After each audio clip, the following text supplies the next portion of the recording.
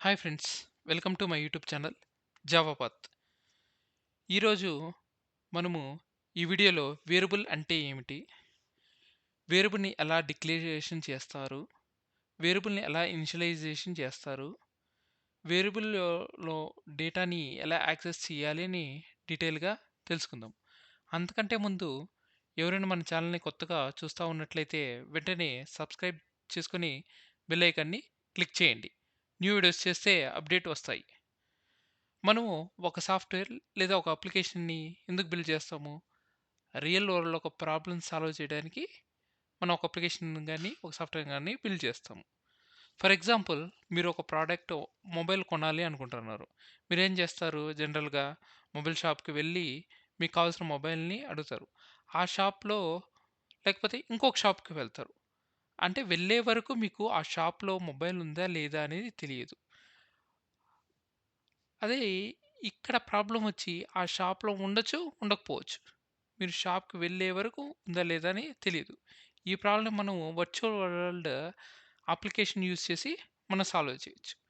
అదే online application Flipkart, అమెజాన్‌లో మనం ఆ ప్రోడక్ట్ ఉందా లేదా అని చూడొచ్చు. ఉంటే మనము ఆ ప్రోడక్ట్‌ని ఆర్డర్ చేస్తే అది ప్రాసెస్ అయ్యి మనకు ఆ ప్రోడక్ట్ అనేది మన ఇంటికే డెలివరీ చేస్తారు. అదే మీకు ఫుడ్ కావాలనుకుంటే జొమాటో గాని, స్విగ్గీ గాని అప్లికేషన్ ద్వారా ఆర్డర్ చేస్తారు. ఈ రియల్ వరల్డ్‌లో ప్రతి ఒక్క ప్రాబ్లమ్‌ని మనము ఈ వర్చువల్ వరల్డ్‌లో సాల్వ్ చేయొచ్చు. అప్లికేషన్‌లో మెయిన్‌గా ఏం చేస్తారు? యూజర్ ఇచ్చిన డేటాని తీసుకొనేసి దాన్ని ప్రాసెస్ చేస్తారు. ప్రాసెస్ చేశాక ఆ డేటాని మనము డేటాబేస్‌లో పర్మనెంట్‌గా స్టోర్ చేస్తారు. ఇప్పుడు డేటాబేస్‌లో పర్మనెంట్‌గా స్టోర్ చేస్తారు. అదే మనం ఒక జావా ప్రోగ్రామ్ ఎగ్జిక్యూషన్ అయ్యేంత వరకు డేటా స్టోర్ చేయాలి టెంపరరీగా అంటే, ఆ స్టోర్ చేసే కంటైనర్‌నే మనము వేరియబుల్ అంటాం. Variable is a container which holds the value temporary while execution of A Java programme. ఇప్పుడు నేను ఒక డేటా 41781 అనే డేటాని టెంపరరీగా స్టోర్ చేయాలి జావా ప్రోగ్రామ్ ఎగ్జిక్యూషన్ అయ్యేంత వరకు. అప్పుడు మన ఆ డేటా స్టోర్ ఎక్కడవుతది?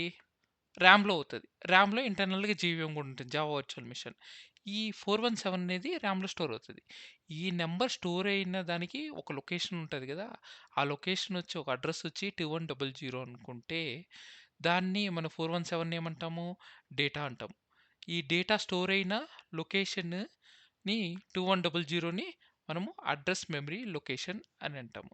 ఈ 41781 అనే డేటాని మనము అసైన్ చేసిన నేమ్ ఎంప్లాయీ ఐడీ నంబర్ అంటే దీన్ని మనం ఏమంటామంటే వేరియబుల్ అని అంటాం. ఇప్పుడు వేరియబుల్ అంటే ఏమో తెలుసుకున్నాం. వేరియబుల్ డిక్లరేషన్ అంటే ఏమిటో తెలుసుకుందాం. ఈ టైప్ ఆఫ్ డేటాని మనము మెమరీ అడ్రస్ లొకేషన్‌లో స్టోర్ చేయాలని చెప్తామో దాన్ని వేరియబుల్ డిక్లరేషన్ అంటారు. It is a process of saying which type of data we need to store in memory address location. Syntax వచ్చేసి data type and variable. Data అనేది ఏముండొచ్చు? మనకు న్యూమరికల్ డేటా అయ్యుండొచ్చు, రియల్ వాల్యూ అయ్యుండొచ్చు, లేకపోతే ఒక పేరు అయ్యుండొచ్చు. అదే న్యూమరికల్ వాల్యూ అయితే మనం జావాలో ఇంట్లో స్టోర్ చేస్తాం. అదే ఒక పేరు అయితే స్ట్రింగ్‌లో స్టోర్ చేస్తాం. ఎగ్జాంపుల్ ఇంట్ ఎంప్లాయీ ఐడీ. అదే పే పేరుని స్టోర్ చేయాలనుకుంటే జావాలో స్ట్రింగ్ అన్నాం కాబట్టి స్ట్రింగ్ ఎంప్లాయీ నేమ్. దీన్ని వేరియబుల్ డిక్లరేషన్ అంటారు. ఇప్పుడు వేరియబుల్ ఇనిషియలైజేషన్ అంటే ఏమిటో తెలుసుకుందాం. Assigning A value to A variable for the first time. ఒక వాల్యూని ఒక వేరియబుల్‌కి ఫస్ట్ టైమ్ అసైన్ చేసేదాన్ని మనం వేరియబుల్ ఇనిషియలైజేషన్ అని అంటాము. అసైన్ చేసిన వాల్యూని మనం ఎన్ని నంబర్ ఆఫ్ టైమ్స్ అన్నా జావా ప్రోగ్రామ్ ఎగ్జిక్యూషన్ అయ్యేటప్పుడు మనం మార్చుకోవచ్చు. It is a process of assigning a value to a variable for the first time. The value can be changed n number of times during execution of a Java program. Syntax వచ్చేసి data type variable name equal to value.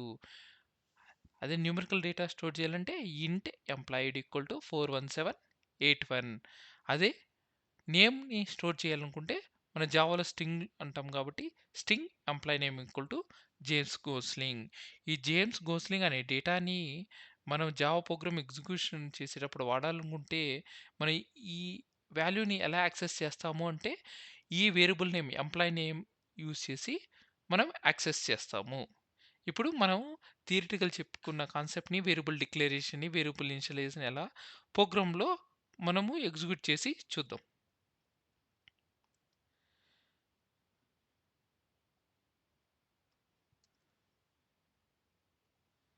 ఇప్పుడు మనం variable initialisation ఇప్పుడు ఒక number store చేయాలి. టెంపరరీగా అది execution చేసి నేను value print చేయాలనుకోండి.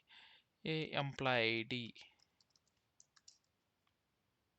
Equal to first 41781. First int employee ID అనేది మనము వేరియబుల్ డిక్లరేషన్ అన్నాం. వేరియబుల్ ఇనిషియలైజేషన్ అంటే ఎంప్లాయీ ఐడి ఈక్వల్ టు 41781. అదే మీకు నేమ్ స్టోర్ చేయాలంటే స్ట్రింగ్ ఎంప్లాయీ నేమ్ ఈడ వేరియబుల్ని డిక్లరేషన్ చేస్తాం. ఇనిషియలైజేషన్ ఎలా చేస్తాము? Employee name equal to James Gosling. ఈ వేరియబుల్ 41781ని జేమ్స్ గోస్లింగ్ అనేది మనం అప్లికేషన్ ద్వారా ఎలా యాక్సెస్ చేయొచ్చు? వేరియబుల్ నేమ్ 41781ని ఎంప్లాయీ ఐడి వేరియబుల్ నేమ్ ద్వారా యాక్సెస్ చేయొచ్చు. అదే జేమ్స్ గోస్లింగ్ అనేది ఎంప్లాయీ నేమ్ ద్వారా యాక్సెస్ చేయొచ్చు. మనం ఏదన్నా జావాలో ప్రింట్ చేయాలంటే ఏం చేస్తాం? సిస్టమ్ డాట్ అవుట్ డాట్ ప్రింట్ఎల్ఎన్‌లో రాస్తాం. దీనికి ఎక్లిప్స్‌లో షార్ట్ కట్ ఏంది? ఎస్వైఎస్ ఓయూటీ సిస్ అవుట్ అని రాసి కంట్రోల్ స్పేస్ ఇయ్యండి. వచ్చాక ఫస్ట్ మనం ఏం ప్రింట్ చేస్తాం? ఎంప్లాయీ ఐడి ప్రింట్ చేస్తున్నాం. నెక్స్ట్ లైన్‌లో ప్రింట్ చేయాలనుకుంటే ఇంకొక సిస్ అవుట్ రాయాలి. System dot out dot println.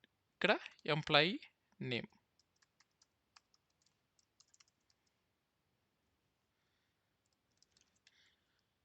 ఇప్పుడు రన్ చేయాలంటే రన్ యాస్ జావా అప్లికేషన్. ఇప్పుడు ప్రింట్ అయిందా 41781 జేమ్స్ గోస్లింగ్. అదే ఈ వేరియబుల్ ఎంప్లాయీ ఐడి అనేది మనము ఇనిషియలైజేషన్ చేశాక అది జావా ప్రోగ్రామ్ ఎగ్జిక్యూషన్ అయ్యేటప్పుడు దీన్ని మార్చకూడదు అనుకుంటే మనం ఏం చేస్తామంటే ఫైనల్ అనే కీవర్డ్ యూజ్ చేస్తాం. ఫైనల్ రాసాం. ఫైనల్ ఇంట్ అని రాసాం. ఇప్పుడు ఈ వేరియబుల్‌ని మనం మార్చాలని చూస్తే మనకి ఎర్రర్ ఇస్తది. ఆల్రెడీ అసైన్డ్ అనేసి. చూడండి ఏమిస్తుంది name employee ID cannot be resolve to a okay ఏమనిస్తుంది employ the final local variable employee ID may already have been assign అంటది. అంటే ఒక వేరియబుల్ని మీరు అసైన్ చేశాక ఆ వేరియబుల్ని మనము జావా ప్రోగ్రామ్ ఎగ్జిక్యూషన్ అయ్యేంత వరకు దాన్ని మార్చకూడదు అనుకుంటే ఫైనల్ కీవర్డ్ ఇస్తాం.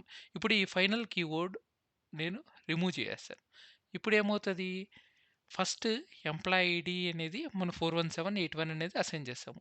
నెక్స్ట్ లైన్లో ఏం చేసాం ఎంప్లాయీ ఐడి అనేది 10తో అసైన్ చేసాం. అంటే ఈ వాల్యూని ఈ వాల్యూ ఓవర్ రైడ్ చేసి ఉంటుంది. ఇప్పుడు ఎంప్లాయీ ఐడిని ప్రింట్ చేస్తే మనకు 10 ప్రింట్ అవుతుంది. 10 జేమ్స్ గోస్లింగ్. ఈ వీడియో మీకు నచ్చినట్లయితే లైక్ చేసి మీ ఫ్రెండ్స్కి షేర్ చేయండి.